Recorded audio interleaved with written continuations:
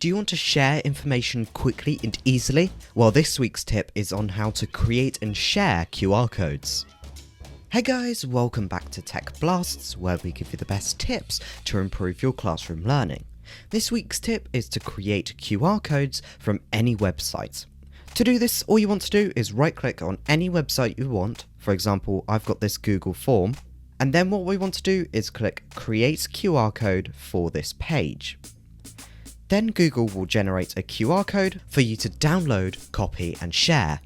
This can be useful for sharing amongst teachers, students, sharing resources and so much more.